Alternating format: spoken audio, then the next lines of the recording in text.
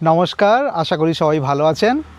আজকের ভিডিওতে আমি আপনাদেরকে আম গাছের ইন্টারক্রপিং সংক্রান্ত সমস্ত তথ্য দিতে চলেছি। বর্তমানকালে মানুষের কাছে জমির খুব অভাব এবং চাষাবাদ পদ্ধতির আমূল পরিবর্তন হয়েছে। এখন আর সেই আগের মতো আমরা চাষাবাদ পদ্ধতি ব্যবহার করি না, অনেক পরিবর্তন হয়েছে। তার মধ্যে অন্যতম গুরুত্বপূর্ণ একটা পদক্ষেপ বা ইনোভেশন বা আপনি বলতে পারেন অ্যাড অন যেটা হয়েছে সেটা হলো ইন্টারক্রপিং বা মাল্টিক্রপিং। একসাথে একই জায়গাতে দুটি বা তিনটি বা তার থেকেও বেশি বিভিন্ন শস্যের একসাথে চাষ। কিছু শস্য অনেক দিন ধরে থাকবে, কিছু শস্য কিছু কম সময়ের জন্য থাকবে, কিছু শস্য বা কিছু গাছ বড় হবে, কিছু গাছ তার তলাতে ছোট অবস্থাতে অন্ধকার বা কম বা সেমি সেট জায়গাতেই ভালো হবে। তো সমস্ত কিছু সংক্রান্ত কীরকমভাবে ইন্টারক্রপিং করতে হয়, কি কি ধরনের শস্য চাষ করা যায় আমের সাথে, কখন করা যায়, কোনটা করলে রোগ প্রতিরোধ ক্ষমতা ভালো থাকে, কোনটা করা উচিত নয়, যেটা করলে আম গাছে বিভিন্ন ধরনের রোগ আরও বেশি বাসা বাঁধে, সব কিছু নিয়ে আজকের ভিডিও শুরু করব আমরা ইন্টারক্রপিং উইথ ম্যাঙ্গোজ। তার আগে ছোট্ট একটা ডিসক্লেমার আপনাদেরকে আমি দিয়ে দিই। অনেক মানুষ আমাকে জিজ্ঞেস করছেন যে আপনার ওয়ার্ল্ড ম্যাঙ্গো বুক ফেসবুক গ্রুপটা কোথায় গেল, যেটা আমরা খুঁজে পাচ্ছি না, যেটা আগে ছিল 45,000-এর কিছু বেশি মেম্বার তাতে ছিল। সেই গ্রুপটি হ্যাক হয়েছে। হ্যাক হওয়ার পেছনে অনেকগুলো কারণ আছে, আপনারা জানেন। তো তারপরে আমি একটা ওয়ার্ল্ড ম্যাঙ্গো বুক ফেসবুকের গ্রুপ আবার তৈরি করেছি, যেটাতে ওয়ার্ল্ড ম্যাঙ্গো বুক 2.0 আপনারা দেখতে পাবেন, এবং তার সাথে সাথে একটি ওয়ার্ল্ড ম্যাঙ্গো বুক নামে ফেসবুক পেজও আমি ক্রিয়েট করেছি। এবং তার থেকেও বেশি যদি আপনাদের কিছু দরকার হয় বা খুব ডিটেলসে জানার কিছু দরকার থাকে, তাহলে গ্রুপে এবং পেজে আমার হোয়াটসঅ্যাপের লিঙ্ক দেওয়া রয়েছে। হোয়াটসঅ্যাপের ওয়ার্ল্ড ম্যাঙ্গো বুক ডিসকাশন বলে একটা আমাদের গ্রুপ রয়েছে, সেই গ্রুপে আপনারা জয়েন করতে পারেন। শুরু করব আজকের video mango intercropping. Mango intercropping কেন এই আইডিয়াটা মানুষের মাথায় এলো, কেন আমরা ম্যাঙ্গো ইন্টারক্রপিং করব এবং এর পেছনে প্রধান কি কি কারণ আছে যার জন্য এটা করা উচিত। প্রথম, আমরা যখন আম গাছ লাগাই, সেই আম গাছ লাগানোর পরে অন্তত 3 বছর আমাদেরকে অপেক্ষা করতে হয়। কমার্শিয়ালি আমি এখানে বলছি, যা আমি এখন বলবো সমস্ত কিছু কমার্শিয়ালি হোম গ্রোনাররাও এই রুল ফলো করতে পারেন, সেটা আমি দেখাবো। আমি নিজে হোম গ্রোনার, আমি কী কী ইন্টারক্রপিং করেছি আমের সাথে সেটা আপনাদেরকে দেখাবো। তো 3 বছর আপনাকে সেই আম গাছগুলোর যত্ন করতে হবে, তার পেছনে সময় ব্যয় করতে হবে, তারপরেই গাছগুলো ফল দেওয়ার উপযোগী হয়ে উঠবে, তার আগে নয়। তাই 3 বছর পর্যন্ত আপনি সেই জমি থেকে কোনো রকম আয় করতে পারবেন না। এবং এটাই সবচেয়ে বড় মাথা ব্যথার কারণ ছিল চাষিদের মধ্যে, যদি আমরা আম লাগাই তাহলে আমরা 3 বছর কোনো রকম কোনো আয় করতে পারবো না, উপরন্তু যা আম লাগিয়েছি আমরা তার পেছনে আমাদেরকে অনেক টাকা ব্যয় করতে হবে, সেটা সারের জন্য হোক, পোকামাকড়ের জন্য হোক, সব কিছুর জন্য। তো এইটার সমাধান স্বরূপ সায়েন্টিস্টরা এবং কিছু প্রগতিশীল কৃষকরা এই ম্যাঙ্গো ইন্টারক্রপিং বা 2 বা ততোধিক শস্য আমের সাথে করার একটা প্রয়াস করেছিলেন। বর্তমান যুগে এটা খুব অ্যাডভান্স টেকনোলজি এবং এই টেকনোলজি প্রায় সকল অ্যাডভান্স ফার্মাররা ইউজ করছেন। যারা করেননি তারা পিছিয়ে পড়বেন, যারা এখনও পর্যন্ত ম্যাঙ্গো ইন্টারক্রপিং সম্বন্ধে জানেননি তারা এই ভিডিও থেকে জানতে পেরে যাবেন। এটা একটা অবশ্যম্ভাবী স্টেপ যেটা আপনাকে নিতেই হবে। প্রথম 3 বছর ইনকামের জন্য আপনাকে এমন কিছু শস্য বসাতে হবে আমের সাথে যেগুলো খুব শর্ট পিরিয়ডে ফল বা শস্য বা সবজি বা পাতা যে কোনো কিছু বিক্রি উপযোগী জিনিস আপনাদেরকে দিতে পারে। তার মধ্যে আমরা 3টে ক্যাটাগরি করব। প্রথম ক্যাটাগরি ফলের ইন্টারক্রপিং, অর্থাৎ আম তো ফলের গাছ, তার সাথে আর কি ফলের গাছ আমরা লাগাতে পারি। দ্বিতীয় আমরা করব পালসেস, অর্থাৎ ডাল জাতীয় শস্য আমরা কি লাগাতে পারি। 3 নম্বর আমরা করব কন্দ জাতীয় শস্য আমরা কি লাগাতে পারি, আদা, হলুদ এই সমস্ত। এবং 4 নম্বর অপশানে থাকবে লিফি ভেজিটেবল আমরা কি করতে পারি, যে সমস্ত উদ্ভিদের, যে সমস্ত শস্যের বা উদ্ভিদের আমরা পাতা বিক্রি করতে পারি বা পাতার ভালো দাম পেতে পারি, সেই ধরনের কি শস্য আমরা ব্যবহার করতে পারি। সবার প্রথম আপনাদেরকে বলে দিই, আমার দেখা তামিলনাড়ু এগ্রিকালচারাল ইউনিভার্সিটি এবং CHES ভুবনেশ্বর, ইনারা কিছু মাল্টি ক্রপিং করেছেন আমের সাথে এবং খুব সফলভাবে করেছেন। কি করেছেন, কোনটা রেকমেন্ডেড জার্নাল অনুযায়ী, অনেকগুলো জার্নাল আমি দেখেছি, অনেকগুলো আর্টিকেল দেখেছি অনেক জার্নালের, সেই সমস্ত আর্টিকেল থেকে আপনাদেরকে জিস্ট দেব। সবার প্রথম যদি ফলের গাছ করতে চান তাহলে সবচেয়ে উপযোগী ফলের গাছ হিসাবে ধরা হয়েছে 3টে গাছকে। সবার প্রথম হলো আনারস, দ্বিতীয় হলো ড্রাগন ফ্রুট এবং 3 নম্বর হলো বের, যেটাকে বিলাতি কুলও বলা হয়ে থাকে, বড় বড় আপেল কুলও বলা হয়ে থাকে। এই 3টে ক্রপ আম গাছের সাথে খুব উপযোগী, আম গাছের সাথে সুন্দরভাবে বেড়ে ওঠে। সবচেয়ে উপযোগী যদি কিছু বলা হয়ে থাকে তাহলে এই ফর্মুলা ওনারা ইউজ করেছেন ম্যাঙ্গো পাইনাপেল ম্যাঙ্গো, MPM বা MDPM, অর্থাৎ ম্যাঙ্গো পাইনাপেল ড্রাগন ম্যাঙ্গো। আর ম্যাঙ্গো বি ম্যাঙ্গো, অর্থাৎ ম্যাঙ্গো বের এবং ম্যাঙ্গো।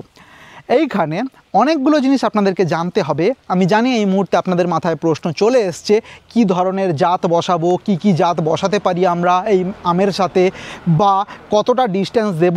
ইন্টারক্রপিংয়ের জন্য মিনিমাম ডিস্টেন্স একটা আম গাছ থেকে আরেকটা আম গাছের মধ্যে, দুটো রোর মধ্যে ডিস্টেন্স থাকতে হবে অন্তত 7 মিটার। 7 মিটারের কমে যদি গাছ লাগান, আলট্রা হাই ডেন্সিটিতে যদি আম গাছ লাগান, সেক্ষেত্রে ইন্টারক্রপিং করা যায় না, বা শুধুমাত্র পাইনাপেল ছাড়া অন্য কোনো কিছু সেই জায়গাতে ব্যবহার করা যায় না ইন্টারক্রপ হিসাবে।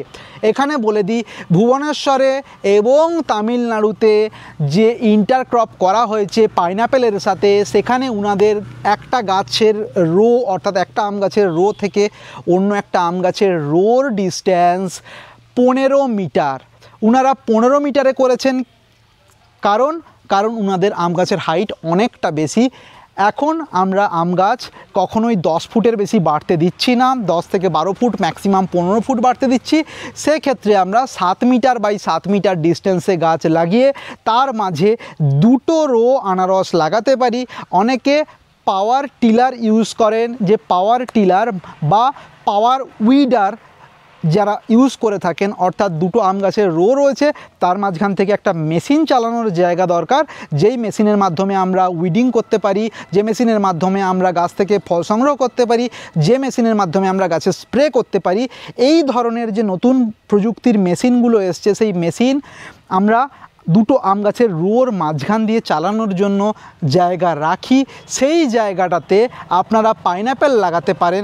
যদি আপনারা মনে করেন যে আমরা পাইনাপেলও লাগাবো, ড্রাগন ফ্রুটও লাগাবো এবং তার সাথে সাথে আমরা মাঝখান থেকে ডিউইডার বা এই ধরনের মেশিন চালাবো, তাহলে কিন্তু সেক্ষেত্রে আপনাকে অন্তত 12 মিটার বাই 12 মিটারের গ্যাপ দিতেই হবে, না হলে আপনি 2টো আম গাছের রোর মাঝখান দিয়ে মেশিন চালাতে পারবেন না। যাদের অনেক বড় বড় ফার্ম, যারা মেশিন চালিয়ে কাজ করেন, তাদের ক্ষেত্রে কিন্তু 12 মিটার গ্যাপ 2টো রোর মাঝে দিতেই হবে। এবং সেই 12 মিটার গ্যাপের মাঝে যে জায়গাটা তৈরি হবে, আপনাদের মেশিনের যে দূরত্ব বা চওড়া, সেইটা মেপে দুদিক থেকে মাপতে হবে, মেপে মাঝখানে যতটা জায়গা ফাঁকা থাকছে সেই জায়গাটাতে পাইনাপেল লাগাতে হবে বা ড্রাগন ফ্রুটের টাওয়ার করতে হবে। এক্ষেত্রে বলে দিই, সেকেন্ড ক্রপ আমাদের ড্রাগন ফ্রুট। ড্রাগন ফ্রুটের ক্ষেত্রে অনেকটাই সুবিধা আমরা পাই। তার কারণটা কি? তার কারণ আমরা ড্রাগন ফ্রুট করে থাকি টেলিস মেথডে, অর্থাৎ একটা টাওয়ার আমরা তৈরি করি, সেই টাওয়ারের ওপরে ড্রাগন ফ্রুট থাকে, তলায় শুধু খুঁটি থাকে, সেক্ষেত্রে অনেকটা জায়গা আমরা পেতে পারি।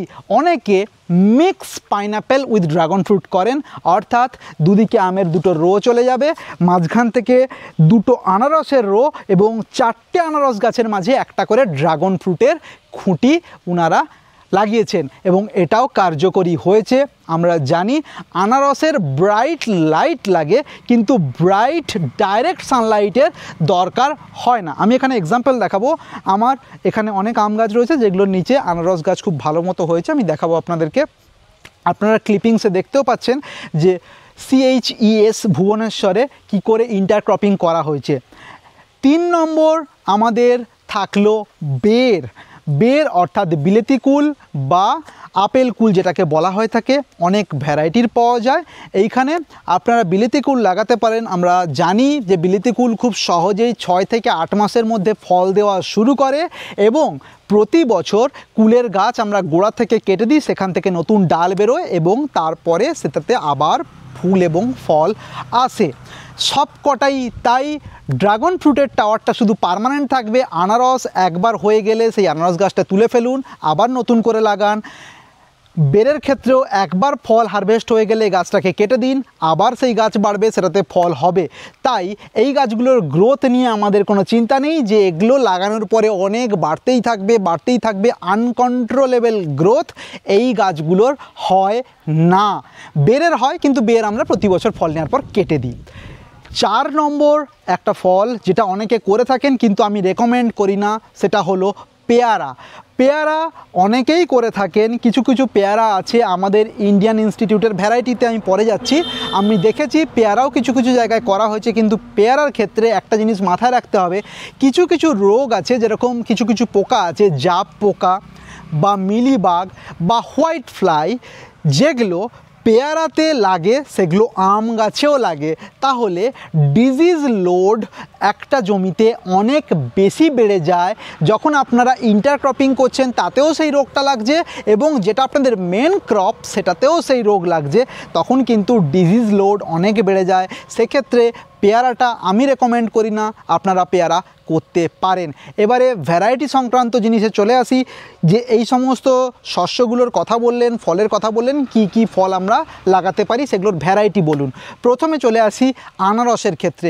আনারসের ক্ষেত্রে আমার দেখা রেকমেন্ডেশান যদি বলেন এবং যে যে জিনিসগুলো লাগানো হয়েছে কমার্শিয়ালি এখনও পর্যন্ত, যে যে ভ্যারাইটি, তার মধ্যে রয়েছে Singapore Spanish, Spanish red, queen, Manipuri etcetera. এইগুলোই সবচেয়ে বেশি লাগানো হয়েছে ইন্টারক্রপ হিসাবে। এই আনারসের জাতগুলো খুব কম ডিস্টেন্সেই এবং খুব কম ভলিউমেট্রিক এরিয়াতেই বেড়ে ওঠে এবং আনারস দিতে সক্ষম হয় এবং এগুলোর দামও খুব ভালো পাওয়া যায়। আমার রেকমেন্ডেশান 1 নম্বর সবসময় কুইন পাইনাপেল, দ্য বেস্ট। 1 থেকে 1.5 কিলো সাইজের হয়, 8 থেকে 12 মাসের শস্য, তার মধ্যেই আপনি পেয়ে যাবেন ফল। সেকেন্ড চলে আসি ড্রাগন ফ্রুট। ড্রাগন ফ্রুটের অনেকগুলো ভ্যারাইটি রয়েছে, তার মধ্যে যে মোটামুটি সব রকম ড্রাগন ফ্রুটেরই গ্রোথ একই। কমার্শিয়ালি অনেকেই ড্রাগন ফ্রুটের রেড ক্রিস্টাল ভ্যারাইটিটা করে থাকেন। এছাড়াও বহু ভ্যারাইটি রয়েছে ড্রাগন ফ্রুটের যেগুলো আপনারা করতে পারেন। জেনারেলি কমার্শিয়াল ভ্যারাইটি যেগুলো ড্রাগন ফ্রুটের হয় সেগুলো আপনারা করতে পারেন রেড ড্রাগন ফ্রুট, ইয়েলোও নয় বা ব্ল্যাকও নয় বা অন্যান্য কালারের যে সমস্ত ড্রাগন ফ্রুট আছে সেগুলো নয়, যেটা ইনসাইড হোয়াইট আউটসাইড পিঙ্ক বা ইনসাইড পিঙ্ক আউটসাইডও পিঙ্ক, সেই ভ্যারাইটিগুলো আপনারা করতে পারেন। এরকম অনেকগুলো ভ্যারাইটি এখন ভারতবর্ষে চাষ হচ্ছে, শুধু ইন্টারক্রপিং না, আলাদা করেও। আচ্ছা, এবারে চলে আসছি বের। বেরের ক্ষেত্রে অনেক ভ্যারাইটির নামকরণ আলাদা করে হয়েছে, যেটা মরিশাস বের, যেটাকে আপনারা ভারত সুন্দরী কুল বলে চেনেন, মরিশাস বের। সেই মরিশাস বের কিন্তু খুব ভালো মতো আমাদের ইন্টারক্রপিংয়ে হচ্ছে বলে আমরা দেখতে পেয়েছি এবং বহু বছর ধরে দেখছি। এর পরের ভ্যারাইটি এবং পরের ফল শস্য আমাদের পেয়ারা। যদি পেয়ারা করতে হয় তাহলে আমার রেকমেন্ডেশন অনুযায়ী এবং সরকারিভাবে আমি যা দেখেছি বিভিন্ন জায়গাতে, তাহলে সবচেয়ে ভালো পেয়ারার জাত হচ্ছে অর্ক কিরণ, যেটার ভেতরে লাল এবং বাইরে সবুজ যেরকম থাকে পেয়ারাতে। অর্ককিরণের ধরন প্রচুর পরিমাণে হয় এবং এর ফল কিন্তু মোটামুটি রকম সিজনের একটা হলেও সারা বছর কিছু কিছু ফল দিতে থাকে, তাই মাল্টিপল টাইম হারভেস্ট আপনারা করতে পারেন। এছাড়া অর্ক মৃদুলা রয়েছে, অর্ক অমূল্য রয়েছে, এলাহাবাদ সফেদা রয়েছে, হিসার সফেদা রয়েছে। এই সমস্ত ভ্যারাইটিগুলো কিন্তু ইন্টারক্রপিং মেটেরিয়াল হিসাবে আপনারা ব্যবহার করতে পারেন। যদি এই সমস্ত ভ্যারাইটি না পান তাহলে আপনাদের ওখানে পেয়ারার বাগানে যেতে পারেন। আপনারা যারা কমার্শিয়াল পেয়ারার বাগান করছে তাদের কাছ থেকে আপনারা রেকমেন্ডেশন নিতে পারেন যে কোন পেয়ারার গাছগুলো ছোট থাকবে এবং প্রচুর পরিমাণে ফল দিতে সক্ষম হয়। আমার নাম্বার 1 রেকমেন্ডেশন অর্ককিরণ। এই ছিল ফলের ইন্টারক্রপিং ফলের সাথে। এইবারে আমি আসবো কিছু পালসেস মানে ডাল জাতীয়। অনেকে কলাই চাষ করে থাকেন, অনেকে বিরি করে থাকেন, অনেকে মুগ করে থাকেন, কিন্তু এক্ষেত্রে আমার একটা এখানে রেকমেন্ডেশন রয়েছে। আমের সাথে ডাল জাতীয় শস্য করলে নাইট্রোজেনের সরবরাহ তো বাড়ে, কিন্তু ডাল জাতীয় শস্যে কিছু এমন ফাঙ্গাল অ্যাটাক হয় যেটা আমেও হয়। তার মধ্যে গুরুত্বপূর্ণ অ্যানথ্রাকনোজ এবং টোবাকো মোজাইক ভাইরাস টিএমভি, এই দুটো কিন্তু আমে হয়। কোত্থেকে আসে? ডাল জাতীয় শস্য থেকে আসার একটা প্রবণতা থাকে। তাই ডাল জাতীয় শস্য যদি আপনাকে করতেই হয় তাহলে মশকলাই করতে পারেন, মুগ করতে পারেন, সরষে করতে পারেন, কিন্তু আমি রেকমেন্ড করি না। এরপরে কন্দ জাতীয় কি শস্য আমরা করতে পারি? দুটো কন্দ জাতীয় শস্য আমরা করতে পারি। প্রথম কন্দ জাতীয় শস্য হলো আদা, আর দ্বিতীয় কন্দ জাতীয় শস্য হলো আমাদের হলুদ।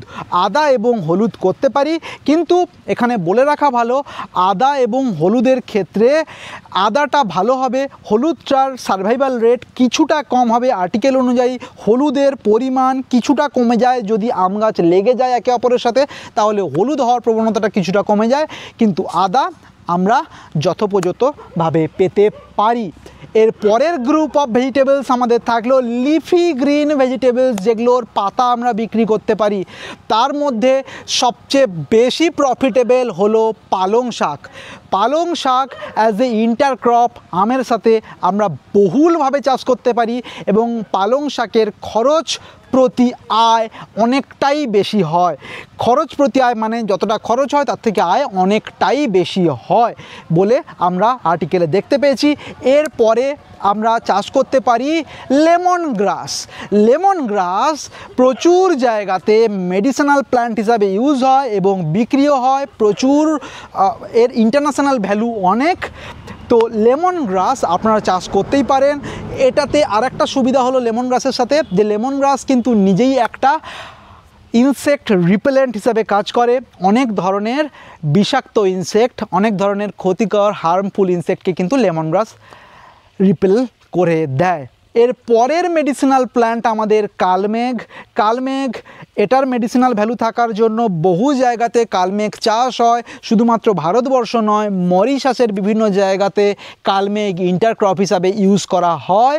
মেডিসিনাল ইন্ডাস্ট্রিতে ডাইরেক্ট বিক্রির জন্য কালমেঘ বহুলভাবে চাষ হয়, যদিও আমাদের গ্রামের দিকে, গ্রাম বাংলাতে আমাদের এখানে কালমেঘের সেভাবে চাহিদা থাকে না, কারণ প্রত্যেকের বাড়িতেই কিছু না কিছু গাছ আছে কালমেঘের। কিছু কিছু জায়গাতে এটার চাহিদা থাকার জন্য কিন্তু অনেক উচ্চ মূল্যে বিক্রি হয়। তারপরের লিফি ভেজিটেবল আমাদের মিন্ট। আমরা মিন্ট, যেটাকে আমরা পুদিনা পাতা বলে থাকি, সেই পুদিনা কিন্তু খুব ভালো মতো দাম পাওয়া যায়, সারা বছরই এর দাম পাওয়া যায়, তাই জন্য লিফি ভেজিটেবল হিসাবে আপনারা পুদিনা অবশ্যই করতে পারেন। তারপরে থাকলো আমাদের মেথি, ফেনুগ্রিক।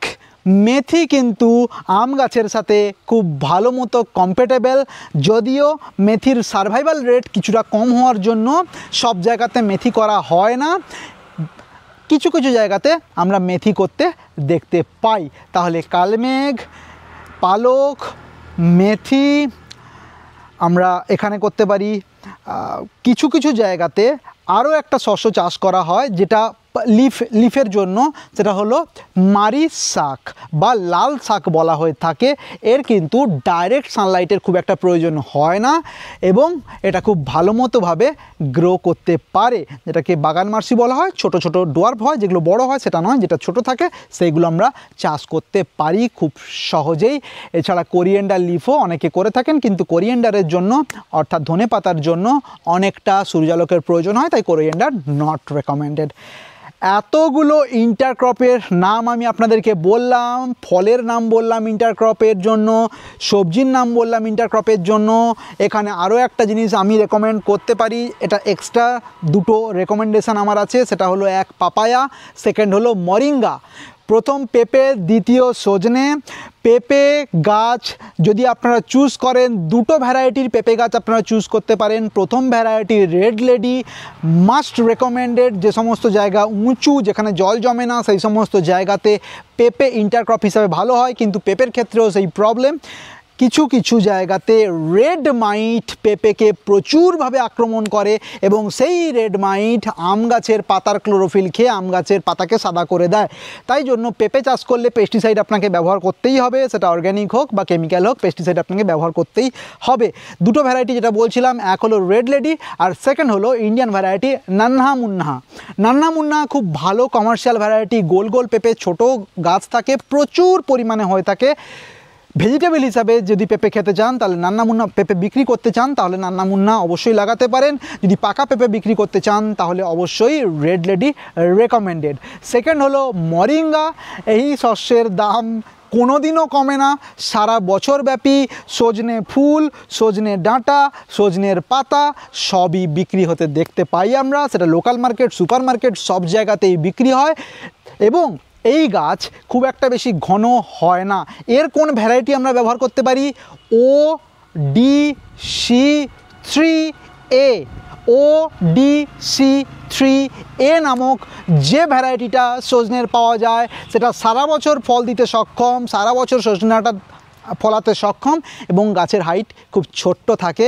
তাই আমরা এটাকেও ইন্টারক্রপ হিসাবে নিতে পারি। পেঁপে লাগালে পেঁপের আয়ু 3 থেকে 4 বছর, ম্যাক্সিমাম 5 বছর, তারপরে গাছ নষ্ট হয়ে যায়। এবং যদি মরিঙ্গা লাগান, মরিঙ্গার ক্ষেত্রে আমরা প্রতি বছর গাছ কেটে ছোট রাখতে পারি, সেক্ষেত্রে সে আমাদের আম গাছের গ্রোথে বিঘ্ন ঘটায় না। এতগুলো বললাম, এবার একটুখানি আমি দেখিয়ে নেবো আপনাদেরকে। এখানে আমি আমার আম গাছের তলাতে, যেখানে ডাইরেক্ট সানলাইট নেই কিন্তু সাফিসিয়েন্ট লাইট রয়েছে, সেই জায়গাতে কুইন পাইনাপেল এবং আরও দেশি কিছু পাইনাপেল, স্প্যানিশ পাইনাপেল, এই সমস্ত মেডুসাও আছে, অনেক ধরনের আনারস আছে আমার, তো সেগুলো দেখাবো একবার। দেখুন এইখানে একটা গাছ রয়েছে, দেখতে পাচ্ছেন গাছটা কীরকম ভলিউম, অনেক ভলিউম, কিন্তু তলায় দেখুন আনারস গাছ খুব সুন্দরভাবে এখানে বেড়ে উঠেছে। হেলদি আনারস গাছ আপনারা দেখতে পাচ্ছেন। ওই দিকে আমি পুরোটা দেখাবো। এই দিকটাতে আম গাছের গোড়াতে দেখুন একদম তলাতে গোড়াতে লাগানো রয়েছে। এটা আমার মালচিংয়েরও কাজ করছে এবং এটাতে আনারস সবচেয়ে বেশি রেকমেন্ডেড, তার কারণ যদি এমন একটি শস্যের নাম বা ফলের নাম আপনি বলতে বলেন আমাকে, যেটাতে রোগ বালাই নেই, জিরো, এবং যেটার যত্ন পরিচর্যা জিরো, সেটা একমাত্র আনারস। এতে রোগ পোকা লাগে না, এতে সার বিষের দরকার হয় না।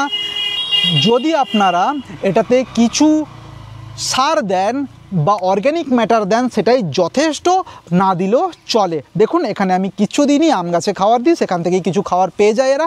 এই সোজা আরও দেখাতে বলবো আমি। আমার পরপর এখানে আনারস গাছ রয়েছে, দেখুন আম গাছের তলাতে দেখুন আনারস গাছ, সব আম গাছের তলাতে আমার আনারস রয়েছে। ওইদিকে দেখাও, সব আনারস গাছের তলাতে আনারস রয়েছে। এদিকে আসো, এখানেও আম গাছের তলাতে আনারস রয়েছে। সব জায়গাতে এখানে তলাতে আম গাছে দেখুন আনারস রয়েছে। কুইন, স্প্যানিশ এই জাতীয় আনারসগুলো লাগিয়েছি, এগুলোর ভলিউম খুব কম থাকে এবং তাতেই ফল হয়, এই জন্য আনারস রেকমেন্ডেড। এছাড়া আনারস ছাড়াও আপনারা যে শস্যগুলোর নাম আমি বললাম, সেগুলো আপনারা অবশ্যই এবং অবশ্যই করতে পারেন। চেষ্টা করবেন যে কোনো এক ধরনের শস্যকে ইন্টারক্রপ হিসাবে নিতে, যদি দু ধরনের নিতে চান তাহলে আমার রেকমেন্ডেশন এমডিপি হলো mango dragon fruit pineapple. Mango dragon fruit pineapple কিছু বাধ্যতামূলক কারণের জন্য আমি আপনাদের সবকটা ভিডিও ইনস্টিটিউট থেকে দেখাতে পারলাম না। ইনস্টিটিউট থেকে শুধুমাত্র আমি পাইনঅ্যাপেলের ভিডিও দেখালাম, বের এবং ড্রাগন ফ্রুটের ভিডিও একটু করে ছবি দেখিয়েছি, তার বেশি দেখাতে পারলাম না। এখানে আরেকটা ইন্টারক্রপ দেখাবো আমি, এখানে আমাদা এবং হলুদ। আমাদা এবং হলুদও কিন্তু আমাদা সেই আদার একটা জাত যেটা আমের গন্ধ থাকে, দেখুন এখানে রয়েছে আমাদা হলুদ যথেষ্টভাবে এই আম গাছের গোড়াতে খুব সুন্দরভাবে হয়, প্রচুর পরিমাণে হয়, আপনারা খুব ইজিলি চাষ করতে পারেন। ইন্টারক্রপিং ছাড়া এখনকার দিনে আপনারা কম্পিট করে উঠতে পারবেন না, ইন্টারক্রপিং ছাড়া আয় বাড়বে না, ইন্টারক্রপিং ছাড়া আপনারা প্রথম 3 বছরের আমের পেছনে যে ব্যয় হবে সেই ব্যয়টা তুলতে পারবেন না, সেটা সবসময়ই আপনার নেগেটিভের খাতাতে রয়ে যাবে, সেই খরচটা আর আপনি তুলতে পারবেন না। যত গাছ বাড়বে তার খরচ বাড়বে, সব কিছুই বাড়বে, প্রথম 3 বছরের যে খরচ সেটা শূন্যস্থানেই রয়ে যাবে, সেটা আপনার কাছ থেকেই যাবে পকেট থেকে। সেটা যদি না করতে চান তাহলে ইন্টারক্রপিং একটা অবশ্যম্ভাবী স্টেপ, ইন্টারক্রপিং নেবেন। এর আরও অনেকগুলো ভালো দিক আছে ইন্টারক্রপিংয়ের। তার কারণ ভালো দিক হলো লেমন গ্রাস নিলে রিপেলেন্ট হিসাবে কাজ করে, সেটা পোকার বিভিন্ন ধরনের। হলুদ জাতীয় শস্য নিলে, আচ্ছা এখানে আর একটা জিনিস আমাকে জিজ্ঞেস করেন যে রসুন করতে পারবেন কি না, না রসুন করা যায় না, পেঁয়াজ করা যায় না, রসুন পেঁয়াজ করার ট্রাই করবেন না, এগুলো হয় না। আদা এবং হলুদের মধ্যে সীমাবদ্ধ থাকবেন কন্দ জাতীয় শস্যে, তার বাইরে নয়। আমাদাতে করতে পারেন, সেটা আদারই একটা ভ্যারাইটি, সেটা করতে পারেন। অনেকে কালো আদা করেন, অনেকে নীল আদা করেন, আদার অনেক রকম ভ্যারিয়েন্ট রয়েছে, সেগুলো আপনারা ব্যবহার করতে পারেন। তো এই ছিল আমার ইন্টারক্রপিংয়ের কমপ্লিট ভিডিও, এবং এখানে আমি আপনাদেরকে বললাম কোন ভ্যারাইটি ব্যবহার করতে পারেন, কি করে করতে পারেন। অবশ্যই মাথায় রাখবেন ডিস্টেন্স ইজ দ্য কি। আপনি যদি 2 metre by 2 metre, 3 metre by 3 মিটারে যদি গাছ লাগিয়ে থাকেন, সেক্ষেত্রে আপনাকে আনারসই লাগাতে হবে, যেগুলো ছোট থাকবে। বড় যে সমস্ত গাছ হবে সেগুলো করতে পারবেন না। বড় গাছ অর্থাৎ পেয়ারা হোক, পেঁপে হোক, মরিঙ্গা হোক, এই সমস্ত গাছ আপনি করতে পারবেন না, সেক্ষেত্রে আপনাকে আনারসে সীমাবদ্ধ থাকতে হবে। একদম আলট্রা হাই ডেন্সিটি করলে যদি 10 মিটার বাই 10 মিটারের গ্যাপ দেন, সেখানে আনারস ড্রাগন ফ্রুট আপনি ইজিলি করতে পারেন। 2টো আনারসের রো, মাঝখানে ড্রাগন ফ্রুটের রো, তারপরে একটু ফাঁকা জায়গা, তারপরে আম গাছ। সেই ফাঁকা জায়গা দিয়ে আপনারা পাওয়ার টিলার চালাতে পারেন বা ডিউইডার জাতীয় যন্ত্র চালাতে পারেন। তো ডিস্টেন্সটা আপনাকে মেনটেন করতে হবে। ইন্টারক্রপিংয়ের জন্য recommended distance 7 metre by 7 metre for small crops, for bigger crops, for bigger plants. অবশ্যই এবং অবশ্যই at least 10 metre by 10 metre distance 2টো আমের রোর মধ্যে আপনাকে দিতেই হবে। নমস্কার, ভালো থাকবেন। এখানেই শেষ করব ইন্টারক্রপিংয়ের ভিডিও।